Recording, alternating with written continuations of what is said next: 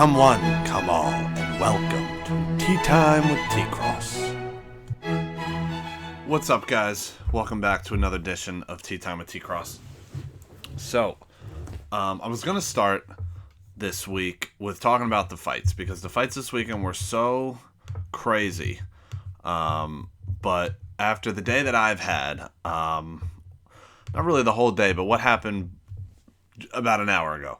So, I'm pretty sure I've talked about wanting to get back into umpiring. I used to do it when I was younger. Did it locally through my my local rec league. Did some travel umpiring and whatnot. So earlier, or I guess last year, I applied for like a statewide organization called USABL. I think USABL is nationwide, but I guess each state runs it differently. So I applied through the New Jersey USABL website and got approved, no problem. So I've been going through the training process before the season starts, and the guys that run this organization are unbelievable. So I talked about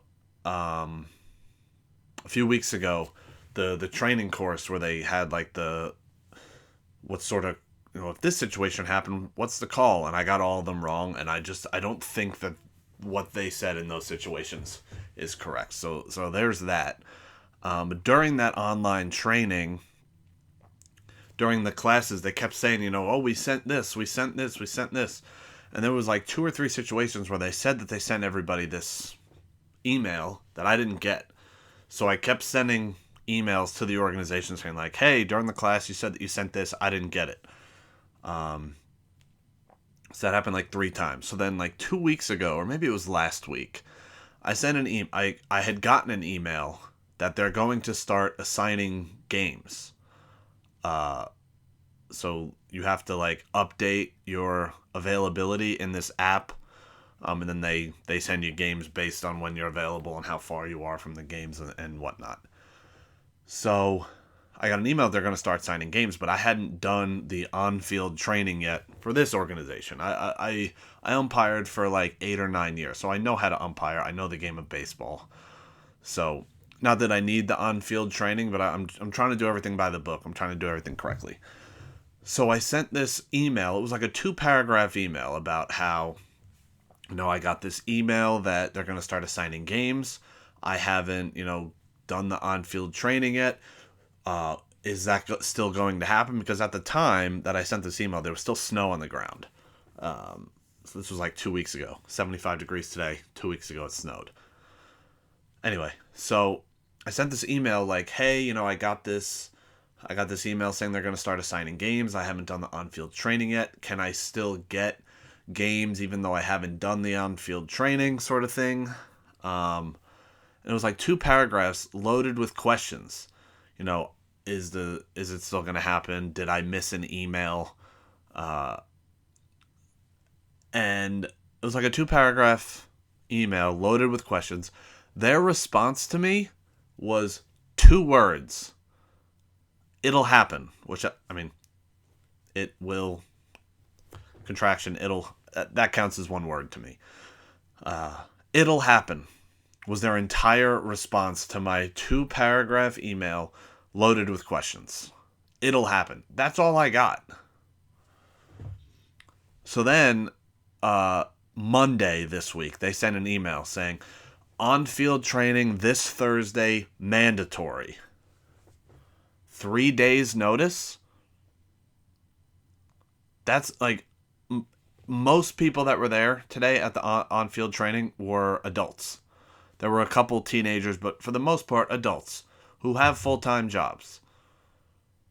And again, this is a statewide thing.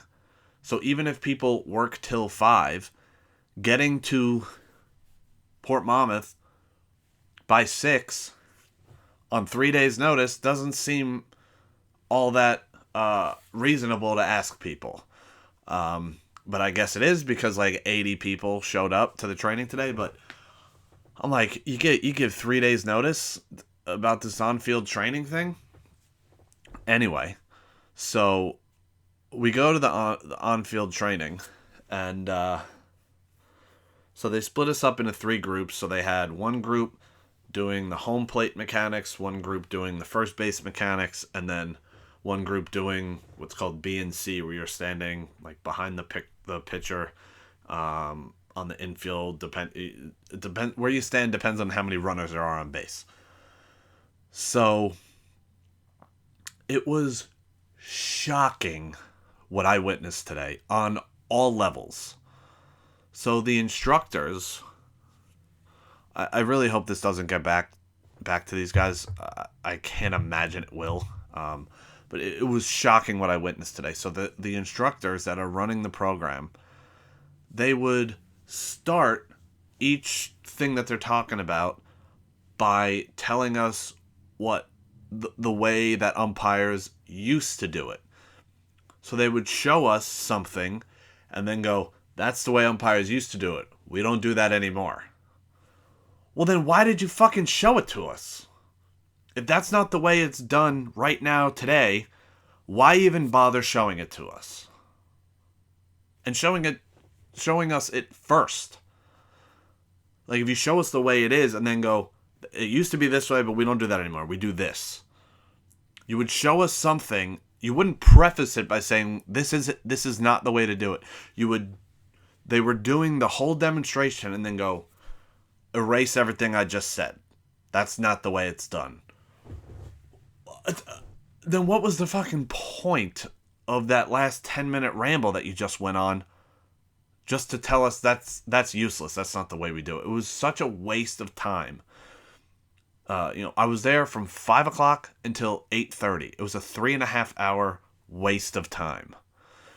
Now, this is my first year umpiring for this organization, and tonight was like really hardcore on the basics, like where to stand, how to properly call out and safe. So it was all stuff that I knew. I got nothing out of tonight. For me, it was a waste of time. I could have been working and making money, but no, I had to go to this fucking stupid on-field training where half of it was telling me what not to do. So now get into the actual training part, the stuff that we're supposed to do. It's really not a difficult job, especially if you know the game of baseball. It's really not difficult for a number of reasons, because one, for most people, you should have, if you're interested in umpiring, you would think you love the game of baseball. And if you love the game of baseball, you should know what the rules are. You should have paid enough attention to baseball where you should just from years of watching it or years of playing it, you should know essentially how umpires do things. Like, I never needed a training course to figure out how to umpire. Like, it's a really, really simple job. It really is. And then when you have an instructor telling you step by step exactly how to do something, and almost nobody was getting it. There was like 80 fucking people there. The home plate, when we were talking about when you set up, the catcher's here, the batter is here, your face is in between them so that you can get an angle on the ball as it's coming through the strike zone. If the batter fouls it off, the ball is almost never going to come this way. It's going to go away from you, over the opposite shoulder. So you're the safest here. And they explained it after every fucking person went. And nobody, either they weren't paying attention or they were all just that dumb. Nobody was getting it. And it was frustrating for me. I can't even imagine having to teach it, and every single person does the same thing wrong. Every new person. It was unbelievable what I witnessed today. I literally was speechless this whole three. I could not believe it. And this was at every base. Every place that we were going, nobody was getting it right. It's a super easy job, especially if you know the game of baseball. It was shocking, really shocking. I'm going to keep saying that word because it was.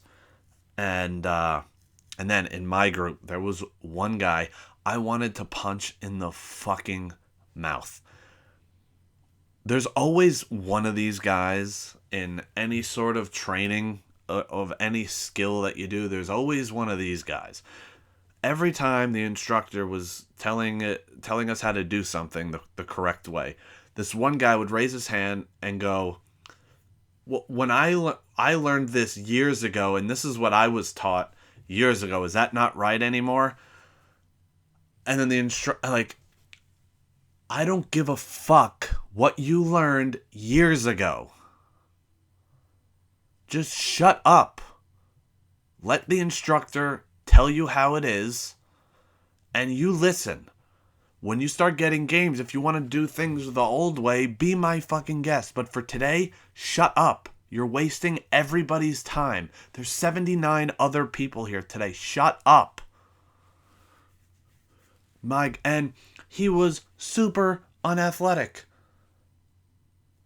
I was watching his mechanics, and like, cause as an umpire, you got to move, you got to run.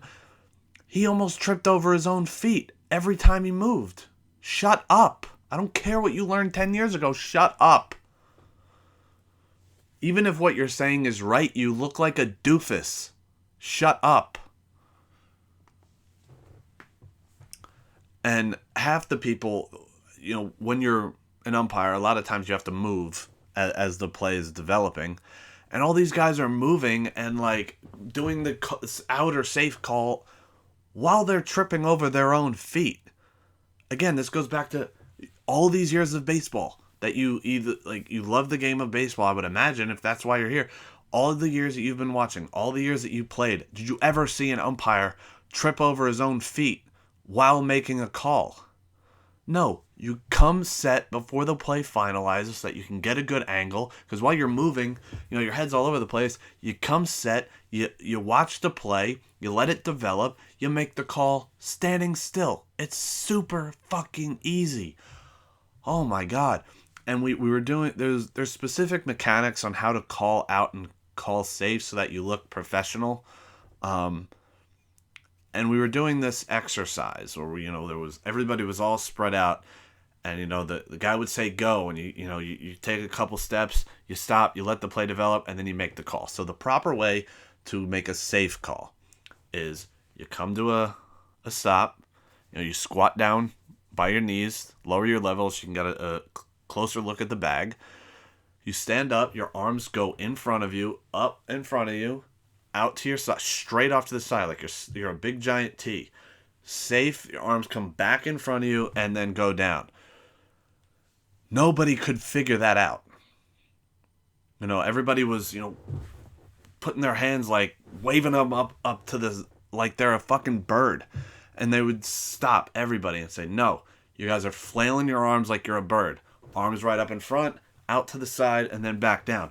And nobody could fix what they're being told. Like their body just couldn't possibly do that. It was unbelievable. It took everything in my power to shut the fuck up and not yell at these people. I couldn't believe it. I really couldn't believe it. It was unbelievable.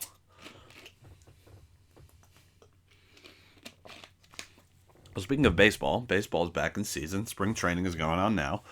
And if you notice, I'm wearing a Cardinals jersey. Because as of late, over the last, year or so, I have no idea why, have gotten like really obsessed with jerseys. Not just baseball, hockey jerseys, NBA jerseys. Just like I want to have a jersey for every baseball team and every hockey team. And then I want to have a hat to match it. Don't even know why. Just like old school players, legends from every team. Just to have. I think it's a cool collection. Being a sports fan, I think it's gonna be cool. So this Cardinals jersey I just got because I have a Cardinals hat, and it's Jim Edmonds, one of my favorite players as a kid, center fielder for the Cardinals. I think he played for the Angels as well, but I knew him as a Cardinals player. Legendary diving catch towards the ball over his head, diving catch towards the outfield fence. Unbelievable player. I was wearing the hat all day. I wanted to wear it, but if you watch the YouTube video, I put it on and it like, because the light is so shitty in here, the light is coming from a fan. So the hat just blocks my face, and then my face is like totally blocked out. So not wearing the hat. But last summer I bought a Ken Griffey Jr jersey. He is my all-time favorite baseball player. I think had he not missed several seasons from injury, I think he would be widely considered the greatest baseball player of all time. All around. Great hitter, great fielder, speed, unbelievable player. And he just loved the game. I've seen documentaries about him. Just all around good guy. Was never accused or suspected of steroids, even though he played during the steroid era, and still dominated. Ugh. Love Ken Griffey Jr. So I bought a Griffey jersey last summer, a gray one. It's really fucking nice. And for whatever reason, every time I go to to Lids to buy a hat, they don't have the Seattle Mariners hat in my size. So the other day, I went to the Lids in the Freehold Mall. I had that's another thing I got to talk about. I didn't write that down. I'll do that right now. So, I had an appointment at the Apple Store in the Freehold Mall on Monday. So I was, half hour early to the mall, just, kind of fucking around. Go to Lids. They have the hat. The right size. Fucking great. And I bought hats from this store before. The guy that works there is unbearable. I don't know if he owns the store and if he gets a percentage of the sales he makes, but he is unbearable. It's impossible to go in there and buy one thing without being hounded to buy another thing. It's they do it at all the Lid stores, but this guy is like fucking drills it in you. It's super annoying. But I was there. They had the hat. They almost never have the hat, so I bought the fucking hat. So I walk in. Anything I can help you with, bud? I was like, just looking at the Seattle Mariners hats. Perfect. You got it in my size. Cool. I'll just take this. And he goes, you want a Griffey jersey to go with it? And I go, I got one at home. He goes, oh, that's cool. Do you want me to because they can do like personalized stitching. He's like, you want me to stitch a 24 on the side of that hat? I go, no, thank you. He goes, oh, it'll go real good with the Griffey jersey. I go, yeah. I'm eventually gonna buy an Ichiro Suzuki jersey as well. And he goes, well, then you could just buy another hat and get Ichiro's number stitched in the side. And I go, well, I'm eventually gonna buy an Alex Rodriguez jersey from there too, and a Robinson Cano jersey from there too. Like, I'd rather just have one Seattle Mariners hat to match all the jerseys instead of getting 4 personalized Seattle Mariners hats. And he was like, oh yeah, that makes sense. Like, fuck it. And I don't know if I've never gotten my hat stitched there. I don't know if they cost extra money. I would imagine they would. So he's trying to get me to buy a jersey, and then he's trying to get me to stitch the hat, and then tells me that I could just buy another hat to match my other jerseys. That's fucking insane. If anybody would actually do that, buy 4 different jerseys of one team and then have different personalized hats to go with each jersey, that's insane. I really hope nobody out there does that. But anyway, so now we get to the counter, and he's like, oh, you got a Lids card? No, first off, he just goes, yeah, what's your email? And I fucking hate when stores ask that. I just say, no thanks. He goes, you don't have a Lids card? I go, nope, I think I do, but I have no idea. He goes, you want to sign up? I go, no thanks. He goes, what? You don't like saving money? And I go, I don't shop here often enough. He goes, yeah, but over time they build up, and eventually you'll be able to save money. I go, no, I'm good. He's like, you really don't like saving money, huh? I'm like, I just want to buy a hat and get out of here. Like, I came here with $40 to spend $40, and that's all I got, and that's all the time I have. He's like, yeah, but then if you spend $40 enough, eventually you're gonna get some money off. I go, no thanks, I'm good. And it's like, dude, how many fucking questions do I have to say no to before you just ring up the hat and take my card? Like, you want me to just walk out of here with the hat? Because, like, I don't want to spend all day in fucking Lids. I came here to buy a hat. We're now going on minute 11 of this interaction. I still haven't bought the fucking hat yet. This should have been a 40-second interaction. Walked in, you had the hat, I pay for it, I leave. We're now on minute 11. What the fuck's going on here? So, if your goal is to go to Lids and buy a hat in just a few minutes, the Freehold store is not for you. So, why I was at the Freehold Mall, so my phone is having issues. I just bought a new phone last summer. So maybe it was even, not even this summer. It might have been closer to my birthday. So like 6 months ago, something like that. And for the last several months, so only a couple months after I bought it, I've been having issues connecting to the internet. Which, while I'm home, it's not that big a deal. I can just put the phone on and eventually it kind of, shakes itself loose and it works again. But when I'm working, I need to connect to the internet to make money.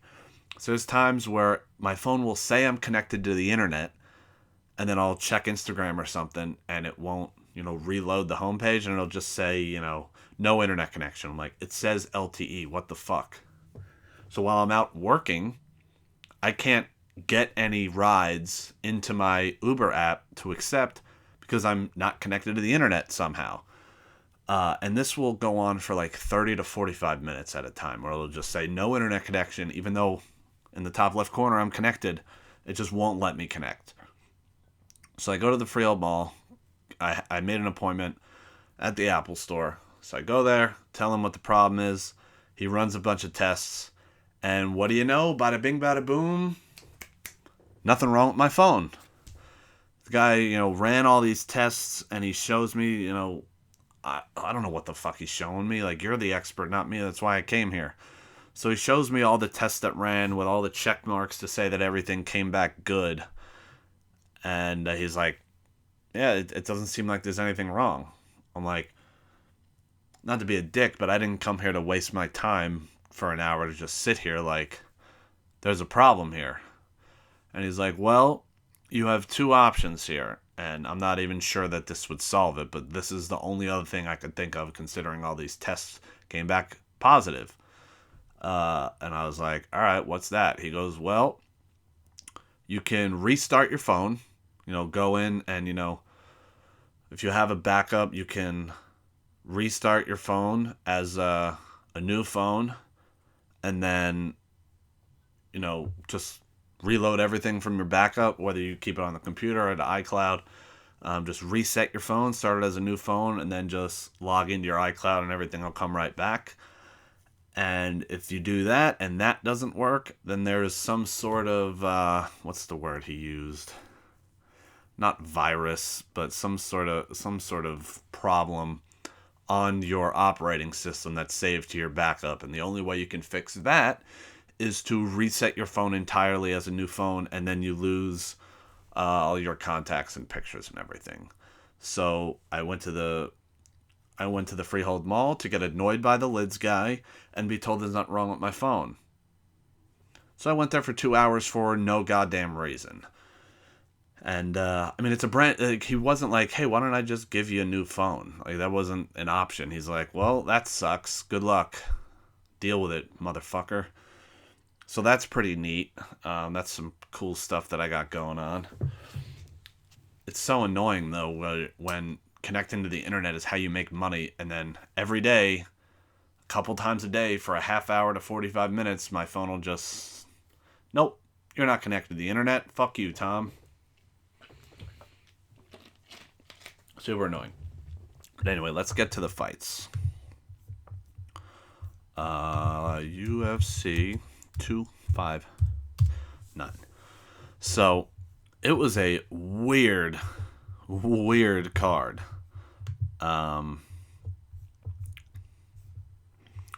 So, to headline the early prelims was Tim Elliott and Jordan Espinoza.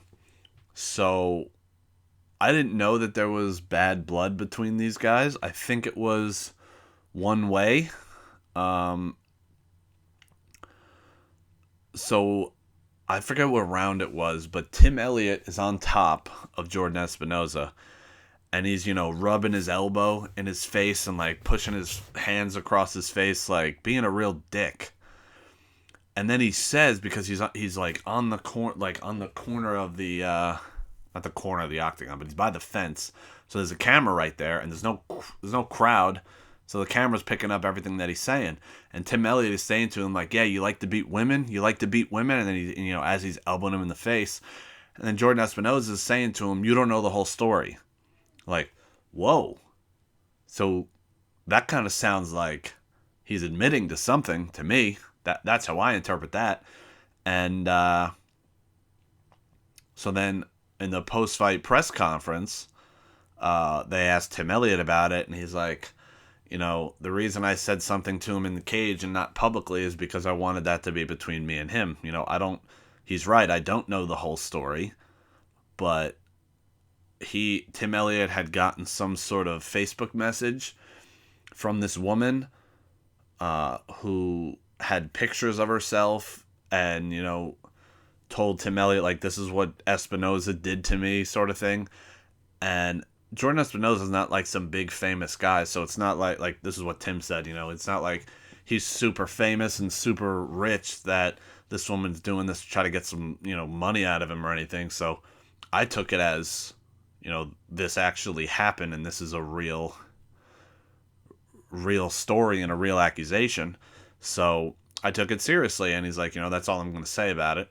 But it sounds to me like Jordan Espinosa admitted to something in the cage.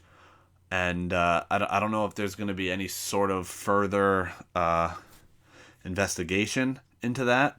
I tried to look up, more information about it, like to try to find this post, because the woman that sent stuff to Tim Elliott, like she had written it publicly on her Facebook page before and then just forwarded the post to Tim Elliott. So it's a really weird situation, but I really hope that whoever is accusing Jordan Espinosa, I hope that they're okay. I hope that they get the justice they feel they deserve. And yeah, that's all I got to say about that.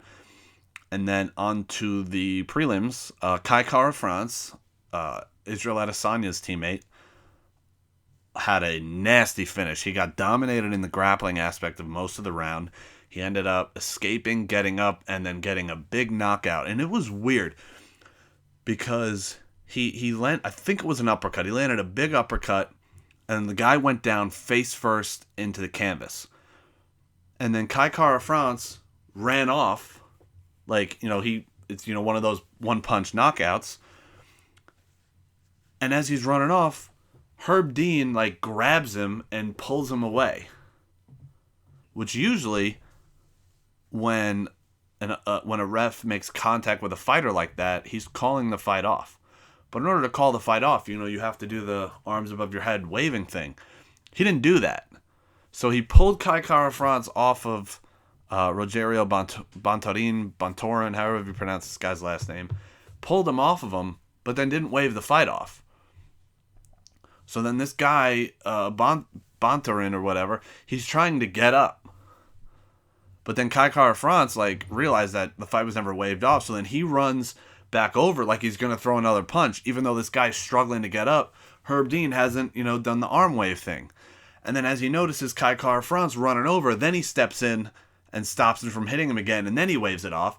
And then this guy gets up, and he throws his mouthpiece at Kai Kara-France, like, yeah, you dickhead, you tried to come back at me? But the fight wasn't stopped, so what the fuck was Herb Dean doing there? Herb Dean used to really be the gold standard of reffing, but he's been weird this last year. He's been having some fuck-ups, and it's weird. I don't know what kind of stoppage that was. It was really strange, and I don't think Kai Kara-France did anything wrong, but I also think his opponent, Bontorin, kind of had a right to be upset, because I assume that he thought the fight was over because Kara-France ran away, but then he sees him coming back at him like, whoa, what the fuck? I probably would have been upset too. So it was a weird ending to a fight. And then Joseph Benavidez lost again. What's that? 3 in a row for him now? 3 in a row. I mean, he didn't look terrible. I think Ascarov's ranked like second in the world. That guy's good. But man, if I was Benavidez, got love for the guy.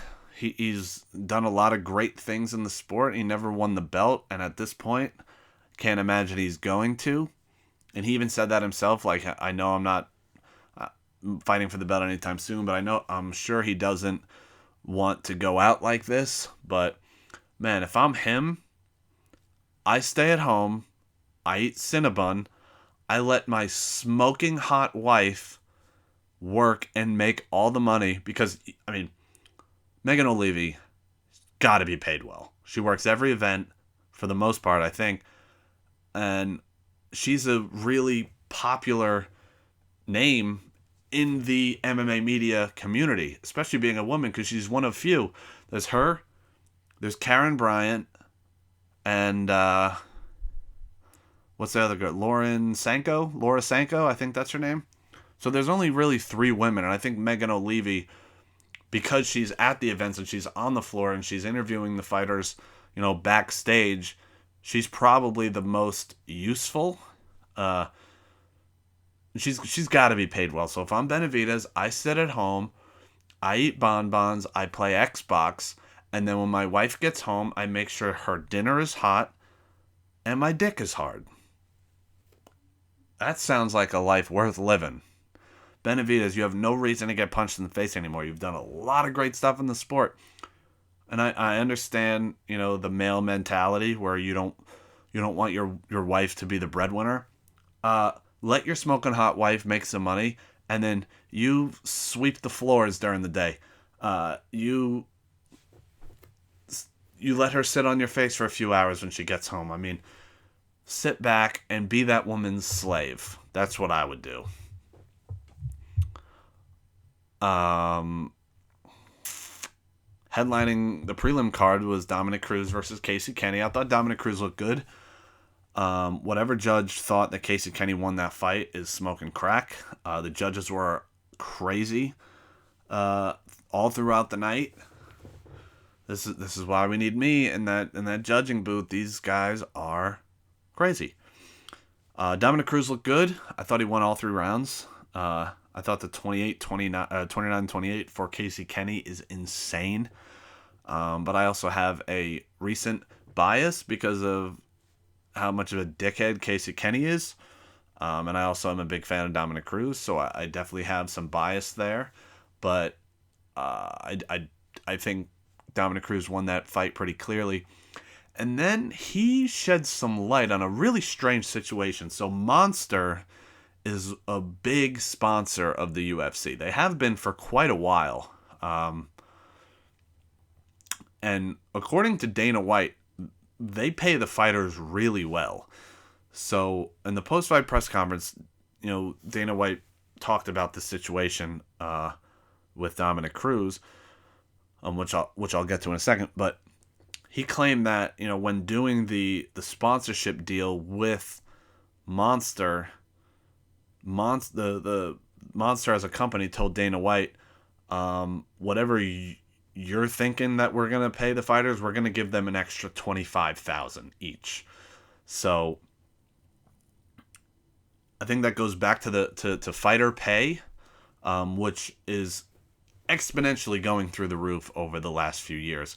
I think just 2 or 3 years ago, the base rate for fighters, like your first fight in the organization, you're a nobody, like the base pay was 10 and 10. 10 to fight, or 10 to show, 10 to win. But now it's 20 and 20. So if you fight 3 times in a year and you win all 3 fights, I mean, I understand you got to pay your coaches and your managers and whatnot, but 3 fights a year isn't all that, I understand, you have your training camp that leads into the fights, but 3 actual fights and you can make $120,000 as a newbie in the UFC, not even including your sponsorship money and your media money because they pay you to do the interviews and whatnot now. I like the direction that the pay is going for the fighters. It's definitely not where it needs to be, but it's in the right direction. Over the last couple of years, the base pay for your first fight in the UFC has doubled in a couple of years. So we're on the right direction. And let's not forget that this sport is only 27 years old. 93 was when November of 93 was when the UFC first started. So it's still in its infancy. It's going to get there, all right? So back to the Dominick Cruz thing. He called out, he said that he wanted to fight Hans Molenkamp.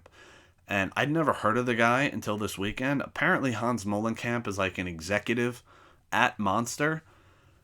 And I don't know exactly how the sponsorship works between Monster and the fighters, or the Monster and the UFC. Like if Monster sponsors the UFC as a whole, but then they only sponsor specific fighters. I don't know exactly how it works. But Dominick Cruz claims that this guy Hans Molenkamp, who I guess deals with the sponsorships of Monster for the fighters, this guy Hans Molenkamp will tell fighters like, hey, you need to go onto my Instagram page and you need to share my stuff, you need to comment on my page, or I'm pulling your sponsorship deal. So this guy is like begging these fighters to make him more famous, not the Monster page, to make him more famous and let him get more followers and have him get more attention, which is a weird thing. But it's not that big of an... If that guy is paying you $25,000 per fight, and you have a couple fights a year, and that guy is controlling the sponsorships at Monster, I don't care if you got 8,000 posts. I will like, comment, and share all of them. I'll go all the way back to 2008 and like all your stuff. You're going to pay me $25,000 per fight just to have a little M on my shorts when I fight? Fuck yeah, I'm in. I understand why that could be annoying. Like, in Dominick Cruz's position, like, I'm more famous than you, and if I don't help get you more famous, you're going to take money away from me and my kids? Go fuck yourself. I understand both sides of the equation, but from my position, maybe just because I'm a broke loser, if some guy's like, hey, I'll give you $25,000 if you like all my posts, bing, bang, boom, done. Leave me alone for the next few hours while I go through your Instagram and hit the heart button. It was a weird call out, but with the bantamweight division the way it is right now, I would really like to see Dominick Cruz fight Frankie Edgar or Jose Aldo. All these legends are in the same weight class now. We never saw Dominick Cruz and Jose Aldo. You know, they were both champions at different weight classes. Neither of them ever talked about a champ fight. Well, now Aldo's down there. Frankie Edgar was up at 155, where he should have never been. But he's down at 135 now. So now we can get Frankie Edgar versus Dominick Cruz.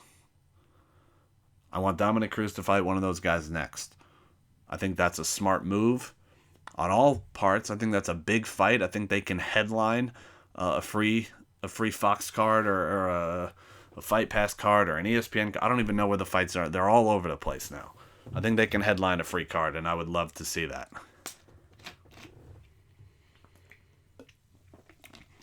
All right, on to the pay-per-view. Alexander Rakic versus Thiago Santos. Both those guys shit the bed. Their weight class's champion was fighting that night. If one of them could have done something spectacular, I'm sure they could have jumped the line over Glover Teixeira. But they both shit the bed.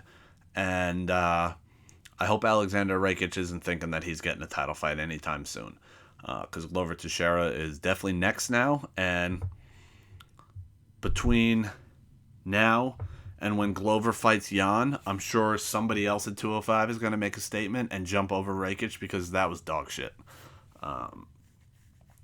And then the fight after that, we got Islam Makhachev versus Drew Dober. Islam Makhachev is Khabib, but a lot more boring on the ground. I didn't love the performance. I mean, Drew Dober's good. Islam is clearly good. I think Islam is very good. Definitely one of the best guys in the division, but I wasn't, oh my God, he's the next coming of Christ sort of thing. Especially beating Drew Dober. I think Drew Dober was ranked like 14th or something like that.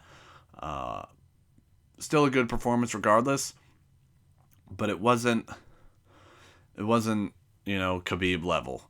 And then afterwards he called out Tony Ferguson, and I like his reasoning because that fight never happened with Khabib, and he wants to, make that fight happen in place of Khabib, and I like that idea. I'm in 100%.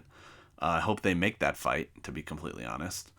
But 155 is at a weird spot because Dana's still having meetings with Khabib, and Khabib is still saying I'm retired, but Dana White is saying until he tells me to leave him alone, I'm going to keep having meetings with him. So I think if you want to see if Khabib's going to come back, you strip him of the belt. You take his name out of the rankings, off of the website. That very well might be the case. I have no idea. But as far as I know, right now, today, Khabib Nurmagomedov is still labeled as the UFC lightweight champion.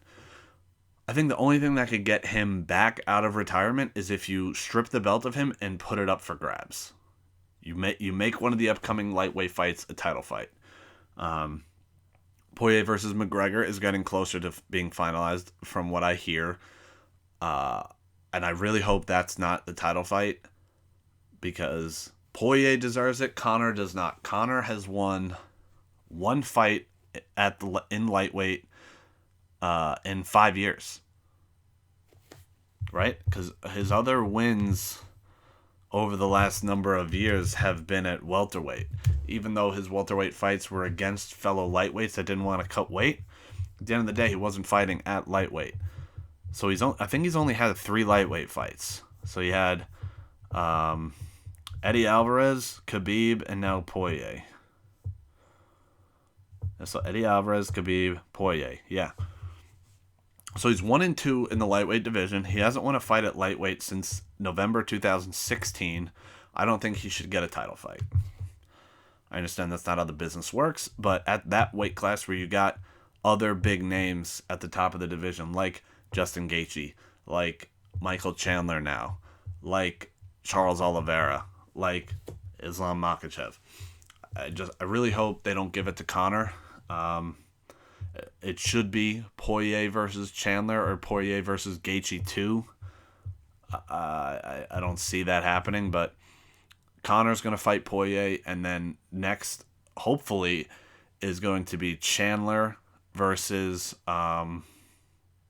Gaethje, and then I would like to see Charles Oliveira fight Islam Makhachev. I know I just said Islam versus Tony's a good fight, but if we're looking for guys to get to the title, Tony's lost 2 in a row. He's older. He's taken some brutal beatings over the last couple years. If Islam is as good as everyone's saying he is, he should be jumping to the top right now. Now we go to the title fights. So, before this past weekend, I was not sold on Petr Yan. Petr Yan is, I can now say, is legit. I was wrong. He is really fucking good.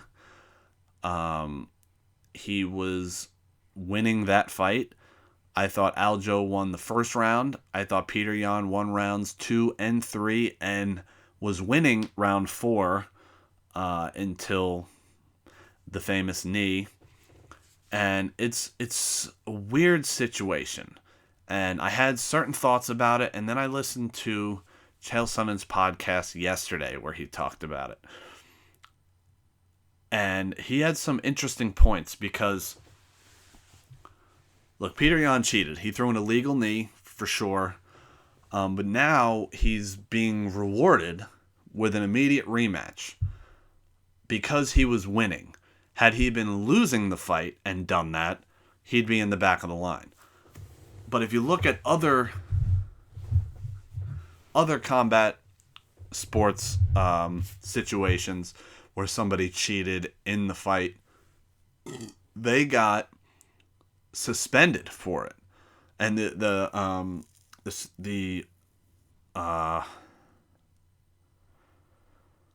I am so, like, my brain is so fucked. I can't think of words.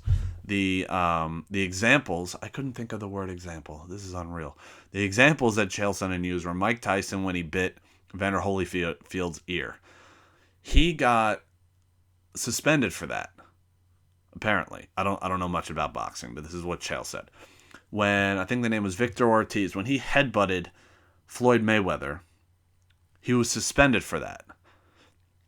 Now those guys were both losing their fights when they did the illegal shot. Apparently, that makes a difference. And another thing that he said that I found really interesting was Peter Yan cheated in the fight. He, like I said, is being rewarded with a rematch. That's also going to be for the title. TJ Dillashaw cheated, got suspended, and is told that he cannot fight for the title right away because he cheated, which is weird. When Chael put it that way, I was like, that is interesting. Now, I dislike TJ Dillashaw. I've disliked him since before the whole EPO thing and suspension. I just thought he was a bit of a douche. But that's an interesting point. Peter Yan cheated. He gets a title fight because he cheated. TJ Dillashaw cheated. He can't have a title fight because he cheated. I understand that the levels of cheating are different, but it's a weird situation, especially at that weight class that is so top heavy, where you have guys now like Corey Sandhagen, who is definitely next up for a title. Now he's got to wait because these two have to go rematch, all because Peter Yan threw an illegal shot in a fight that he was winning. Really weird situation. But I want to talk about Aljo now. So the knee landed for sure. I think that knee should be legal. Because if you look at the history of knees to the head, the worst knee to the head that I've ever seen in any combat sport, that the first one that comes to mind was Anderson Silva versus Chris Leben. When you have the full plum in the tie clinch and you bring that head down while simultaneously bringing your knee up, I think that does a lot more damage than the knee that Peter Yan landed on Aljamain Sterling. Without question. Chris Leben went right the fuck to sleep. Aljamain Sterling was awake.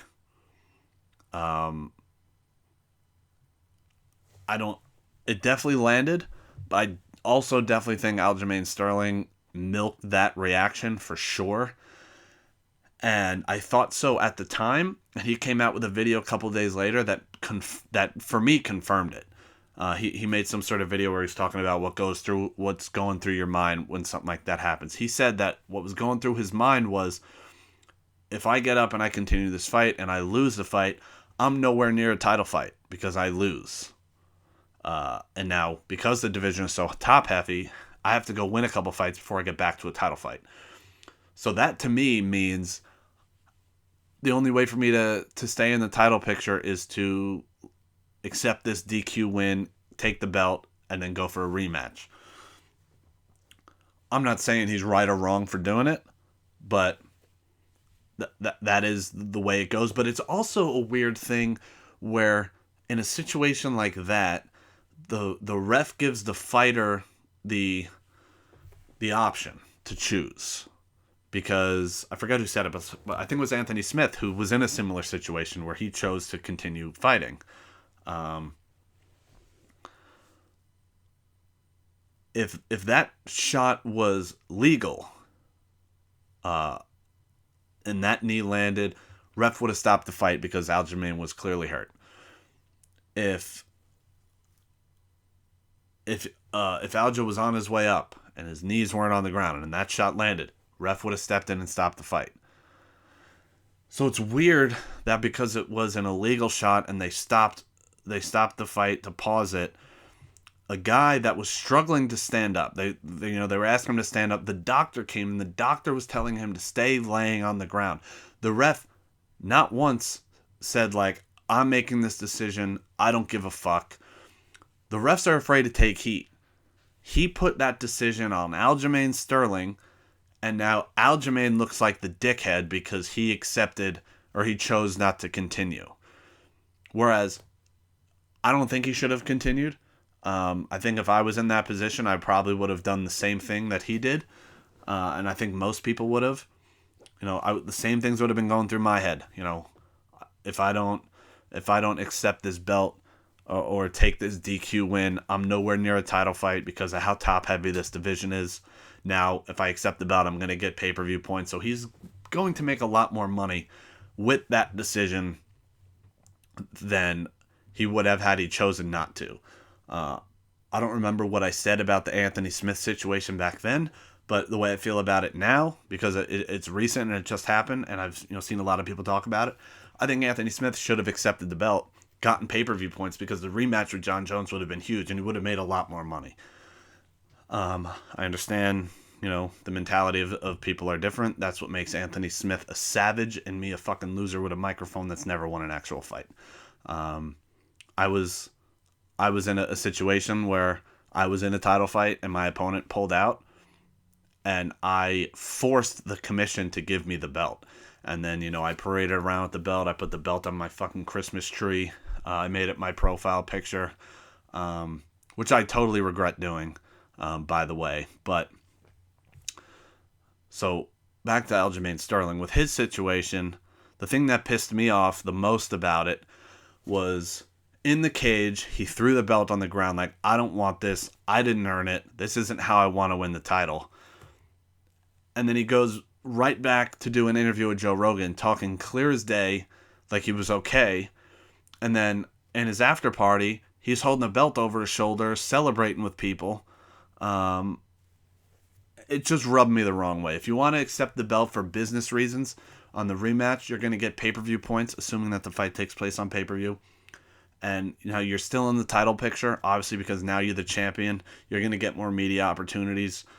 I understand the business aspect of it, the business decision of that, but put the belt in your closet. Don't walk around with it until you now go have the rematch and you earn the belt. Daniel Cormier discussed it, and he said, he lost to Jon Jones, and, they stripped Jones of the belt because he had tested positive for steroids. They made it a DQ or no, whatever they did. They gave the belt back to Cormier. He didn't parade around with the belt until he then defended that belt. And I just think Aljamain Sterling is completely acting the wrong way. And I read today, I didn't know this. I don't usually pay attention to how many people and who's in whose corner and whatnot. I mean, a lot of guys, I know who their coaches are and I know what team they train at, but I don't really pay too close attention to who's in the corners. But for whatever reason, Aljamain Sterling did not choose to have Matt Serra in his corner. And he trains at Serra Longo. That's his gym that he's started with, that he's been with since he started, 7-8 years ago, something like that.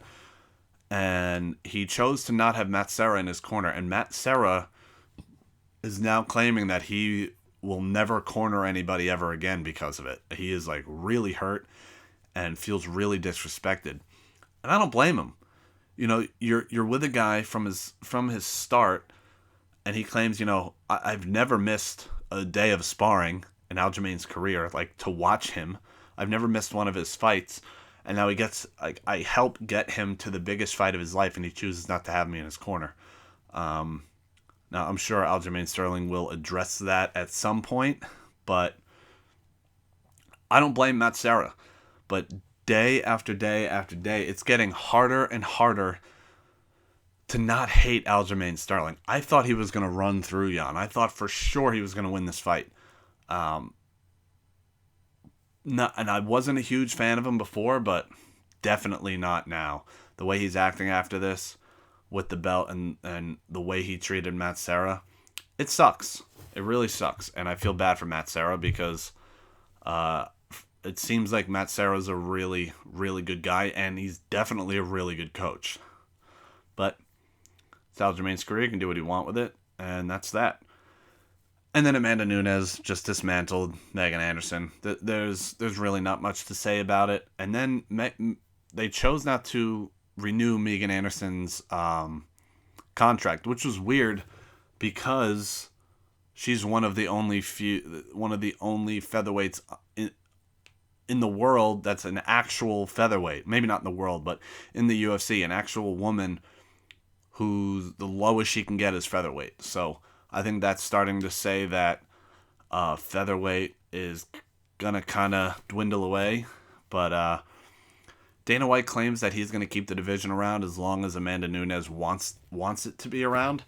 And if I were her, I would just keep going up and down, back and forth, because why not? She's having her best performances at 145. She's making a shitload of money. Why the fuck not? So she said she's going to go back down to 135. And the fight to make now is Juliana Pena. I don't know what the rankings are, but Pena has been calling her out for her last couple fights. I think she's won 2 in a row, or she's 2-2 in her last 4. Like, she hasn't done a great job as of late, but she's the only one calling Amanda Nunes out. She was supposed to fight Holly Holm in May, I think. I forget the exact date. But she was supposed to fight Holly Holm. Holly Holm pulled out because she has some sort of kidney disease that she's trying to get figured out. And she's like, look, now she has no excuse. She can't say, oh, I have an opponent, because I don't. Now I'm free. It's far enough away where you can jump right back into camp and start getting ready for me, and let's do it. And Juliana Pena makes a lot of points. She's definitely really good. Back in the day, before Holly Holm happened, I thought that Juliana Pena was the girl that was going to beat Ronda Rousey. And then, she got hurt. She got pregnant, so she missed a number of years for injury and pregnancy and all that kind of stuff. But she's back now. She's fighting. She's consistent. She's really good. She's a top girl in the division. And I think she's the only top girl that Amanda hasn't absolutely beat the shit out of. With that being said, Amanda Nunes is going to do whatever the fuck she wants to that girl. Sorry to say it, Juliana, but Amanda's going to dismantle you. And then to the main event, Jan Blachowicz versus Israel Adesanya. I thought Izzy was going to win this fight easily. Just based on the fact that he whooped Paulo Costa. And Paulo Costa, as much as people want to call him a middleweight, he is bigger than most light heavyweights. He cuts down to 185, and he claims that by fight time, he's 225. He claims he puts 40 pounds on. And Blachowicz claims that he he rehydrates back to 220. So by in-fight weight, seems like Costa's bigger than Jan. And it seems like Costa hits harder, and it seems like Costa is faster. And I just thought Izzy was going to exploit Jan and his lack of speed. But Jan had a really good game plan. He executed it well. And Israel did not look like a purple belt on the ground. He just got his purple belt recently from Andre Galvao. Did not look like a purple belt on the ground. But, so I had it, whoever scored a 10-8 round in any of those rounds is a fucking idiot. None of those rounds were close to a 10-8. A 10-8 is like as Dana White explains, an ass whooping.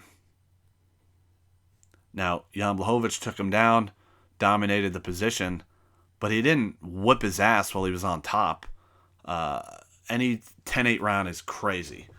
And I think 4-1 is crazy. I thought Jan won rounds 4 and 5 pretty clearly. I thought Izzy had round 3 pretty clearly. I guess because rounds 1 and 2 were relatively close, you could give those first 2 to Jan, and then you get 4-1 for Jan. But I had it 1 Izzy and 3 Izzy, and Jan 2-4-5. I think, if I have that correctly. So I had it 2-2 going into the 4th round, and definitely no 10-8 rounds anywhere. So, as far as I can see, the Izzy and John Jones fight is dead. There's no reason for that fight to ever happen.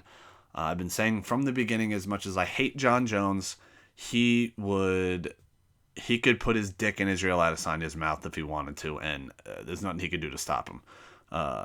After seeing what Jan did to Izzy, I think Jones would dismantle, would absolutely maul Izzy.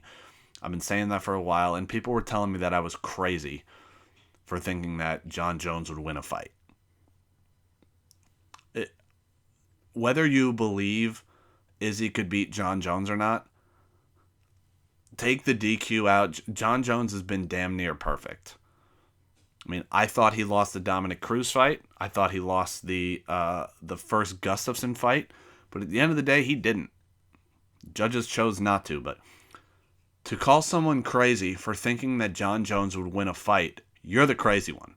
You could say, I disagree. I think Izzy would have beat him, or I think Izzy will beat him. But to tell me I'm crazy because I think Jon Jones is going to win a fight is out of this planet nuts. So this weekend, we have Bilal Muhammad stepping in on short notice to fight Leon Edwards. And that's really, I mean, we have Angela Hill versus Ashley Yoder. That got rescheduled. But other than that, that's really all we got. It's really, really low-level card. A lot of people that I haven't heard of. But I'm picking Angela Hill, and I'm picking Leon Edwards. I like Bilal Muhammad, but Leon is going to whip him. He's won 8 of his last 9, with his only loss to Jeff Neal. Bilal Muhammad, that is. But Leon Edwards,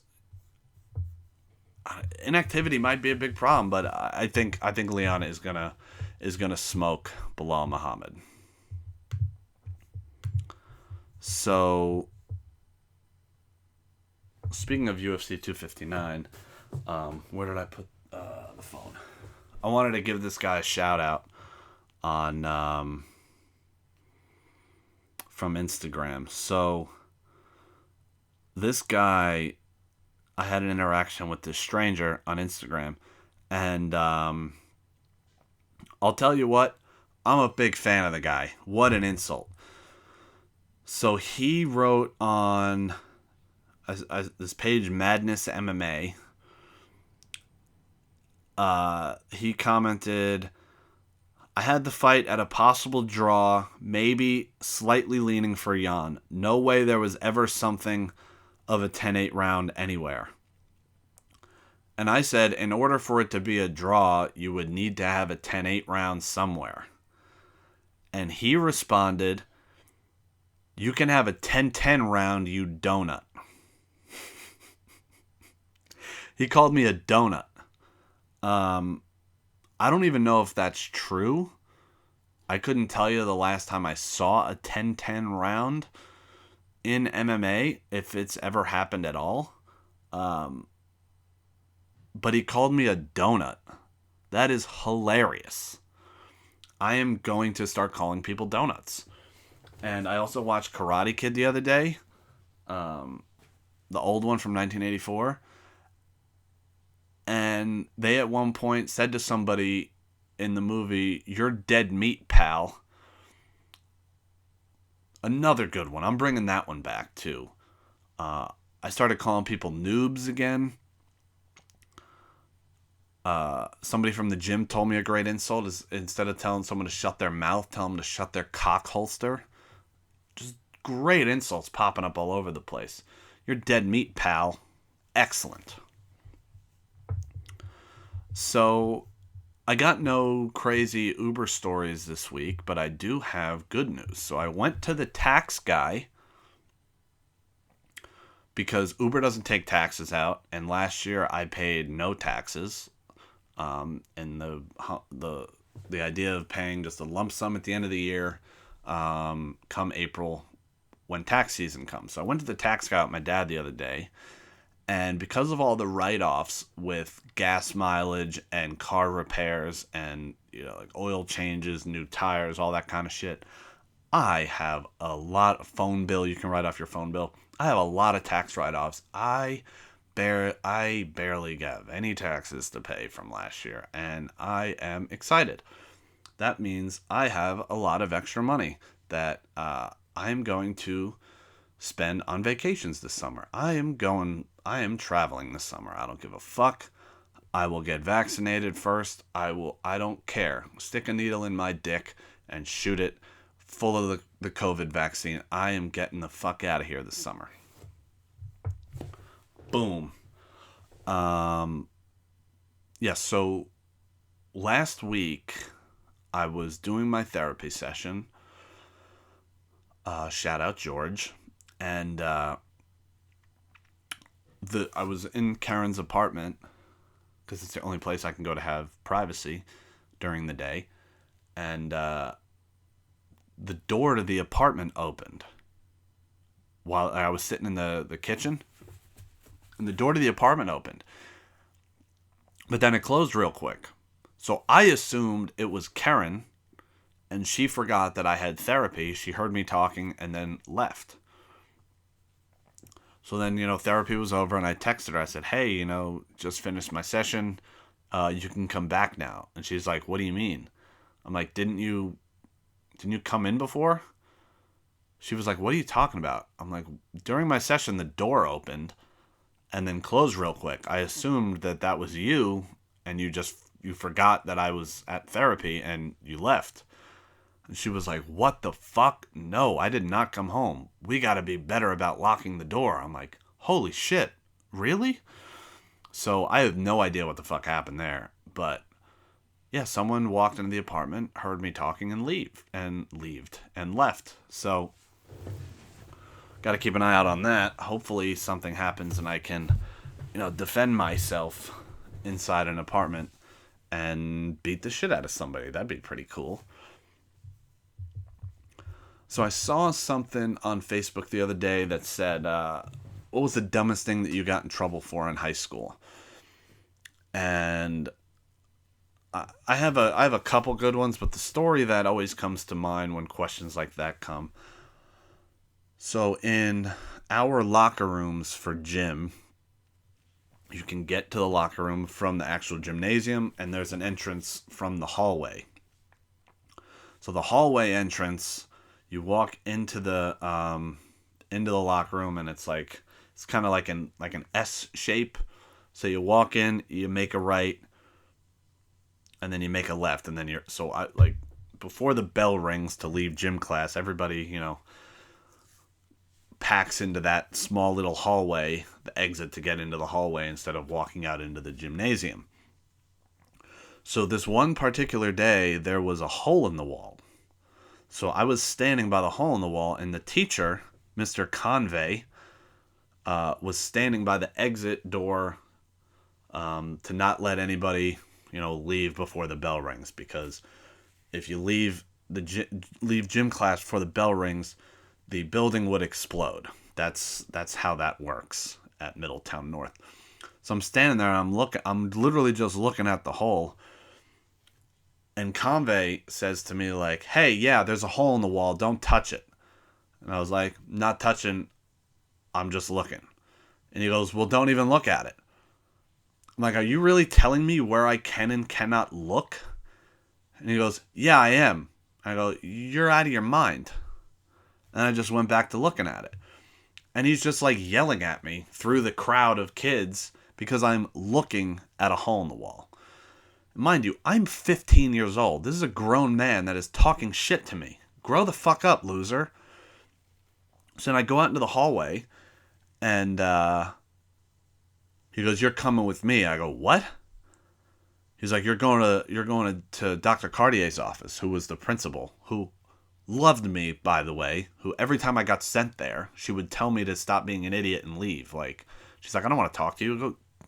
You're fine. You're a great kid. Go back to class. Like, she would get me out of all sorts of trouble. So Convey was like, you're going to the principal's office. I was like, no, I'm not. He's like, yeah, you are. You can't just talk back to me like that. I'm like, yeah, I can. Like, you're out of your mind. So when we get to the office, and he stops at the door, and he's like, where are you going? I'm like, what do you mean? He's like, I told you you're going to the principal's office. I was like, yeah, I told you I'm not. I'm going to class. So he walks up behind me, and he physically grabs me by the arm. Again, I'm 15. This is a grown-ass man. So he grabs me by the arm, and I turn to him ever so slowly, like I am a fucking serial killer. And I turn to him and I go, "Get the fuck off me." And he goes, "Let's go." And then I rip my arm out from him. I go, "If you ever touch me again, I will beat the shit out of you." And then I turned around and I kept walking. And then he never bothered me again. That's what's so weird looking back at high school with the way kids and teachers would operate with each other. And I understand, teenagers are dickheads, but a lot of times teachers would start these interactions and these altercations. You're starting an altercation with a teenager, you fucking weirdo. It's, looking back on it, it's so weird the way that some of these teachers would interact with these children.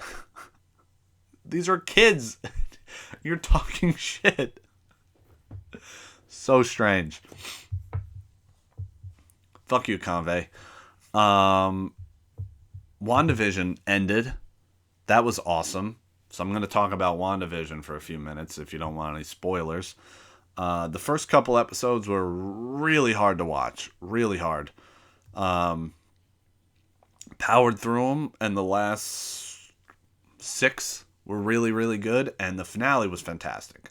Scarlet Witch has always been my favorite Avenger. Well, not always, because she didn't show up till the second Avengers movie. But once she came around, I was like, oh my god, I love her. I like the magic shit, and I love how she just has no idea how much power she is and how powerful, how much further her power can go. And it's up to this point, it's solely based on emotion. You see in that movie when she watches in Ultron, when her brother gets shot and she's like just starts crying and just all this power comes out of her. It goes fucking crazy. And then when Vision dies in Infinity War, and just like explodes and all this energy comes out of her. And then WandaVision, she's still distraught. She goes to the house that Vision bought for her and just creates this alternate reality. And then at the end, when she, creates the runes and takes Agatha's magic from her, and then in the post-credit scene, you see like her astro form just learning all this shit. Like, she's gonna go so fucking crazy. And I imagine the Doctor Strange movie, the multiverse.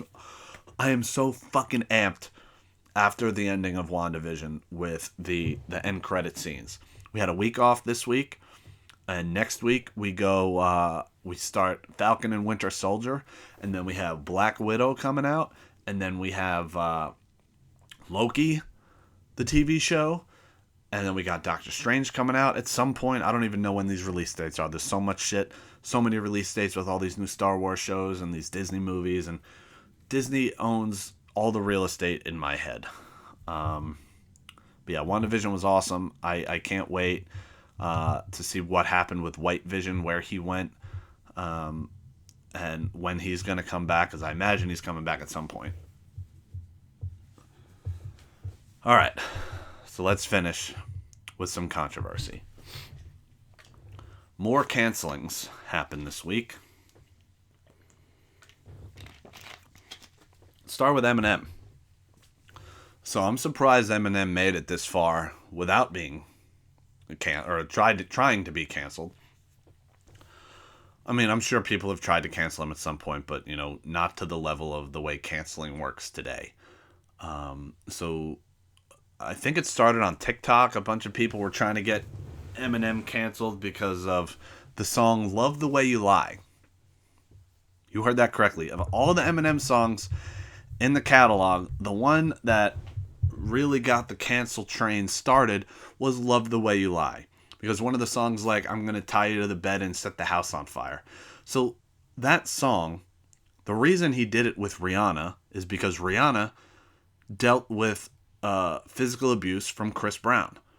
The song is a metaphor to dealing with abusive relationships. So him saying these things is a metaphor for what she went through. That's why he did the song with her. of all the songs, he made a song called Kim, which is about murdering his daughter's mom, putting her body in the trunk while the daughter's in the back seat. He's made songs about raping and killing his own mother. And that's what Love the Way You Lie is, where you draw the line. Wait till you guys listen to the Marshall Mathers LP. Just wait. Wait till you guys listen to the Slim Shady LP. Just wait. It's crazy what this guy used to talk about 20 years ago. So take this bullshit out of here. All right, fuck off. Eminem's not going anywhere. I've been listening to Eminem all fucking week. Karen got in the car the other day. She's like, man, you're on a real Eminem kick lately. I'm like, yeah, because they're trying to cancel him for Love the Way You Lie. Fucking ridiculous. But on top of the real person cancellations, we are adding on to the cartoon cancellations. So Dumbo and Peter Pan have been removed from child. What was the headline? That they've been removed from children accounts on Disney Plus. I guess you can set up some sort of setting to only show them the child content. I guess like Netflix has child accounts. So now on a child account, you can no longer watch Dumbo and Peter Pan because of the misrepresentations of culture.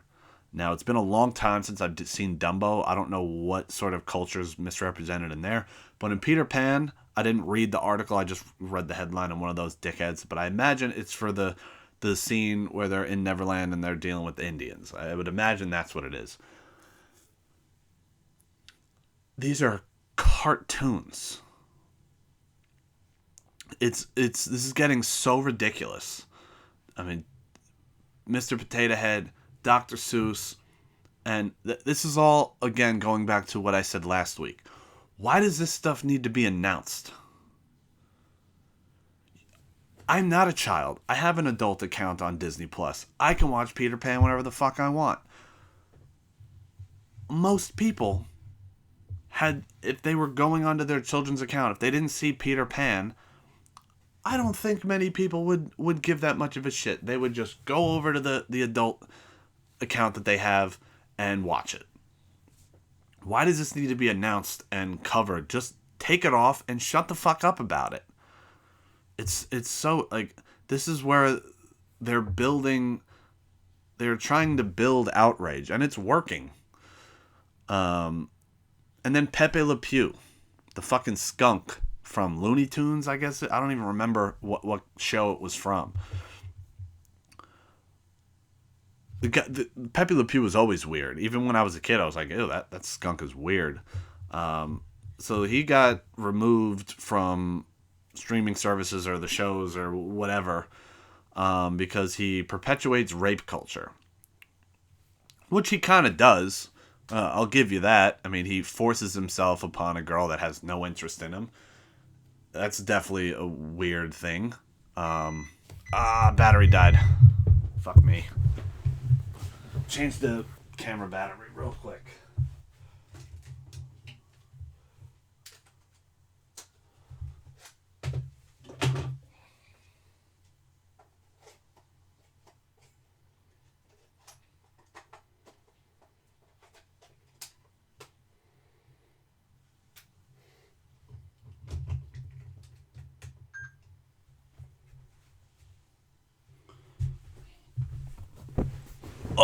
All right.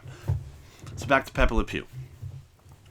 So it's for sure a weird character. I can't even imagine the way that went in the pitch meeting. Like, all right, I got a new character for you.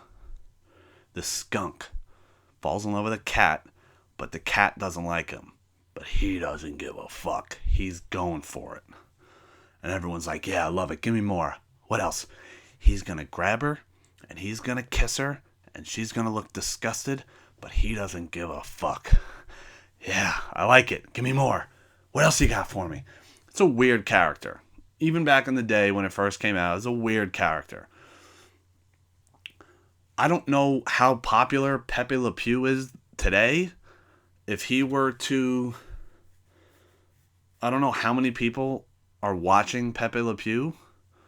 But again, if you just took Pepe Le Pew out, didn't say a fucking word about it, just did it, nobody would have fucking noticed. I don't know. I couldn't even tell you where to find any sort of, other than YouTube, where to find any sort of Pepe Le Pew content. I have no idea. And as far as the rape culture thing, again, it is a weird character. He's definitely got rapey vibes. But I'm willing to bet there have been exactly 0 people that raped someone, and then when they were questioned about it, they went, I didn't know that wasn't allowed. I watched Pepe Le Pew do it when I was a kid. I thought it was normal. No, it's that sentence has never been spoken other than me just saying it right now. It's never been said. I guarantee it. I guarantee no person has ever used Pepe Le Pew as an excuse for raping or assaulting someone. Again, it's a weird character. I haven't watched Pepe Le Pew or that show that he was on in probably 20 years. I don't give a fuck. But when it comes down to making real change in the world, why are we going after cartoons? I'm confused. I understand some small change is better than no change, but that's a weird place to start. As cartoons. I guess the idea is, cartoons are watched by children, and that they're really impacted by this kind of stuff, and I think children, when they become adults, don't look back on their cartoons that they watched and say that really affected their behavior. Like with the Peter Pan thing. I don't think an adult has ever met an actual Indian person and gone, hey, where are the feathers? I saw Peter Pan like 12 years ago, and all the Indians had feathers wrapped around their head. Again, I don't think that's a sentence that's ever been spoken until I just spoke it just now. Maybe I'm wrong, but I don't think there's an adult that uses any of their adult actions and uses cartoons as an excuse as to why they thought that was okay. Maybe I'm wrong. That's the way I look at it. But again, just stop announcing this shit. I have no plans on ever watching Pepe Le Pew again. If you would have just taken him off, like the company itself chose to do that, and he was just gone. And even if they were questioned about it, go, that's weird, I'll look into it, and then shut the fuck up.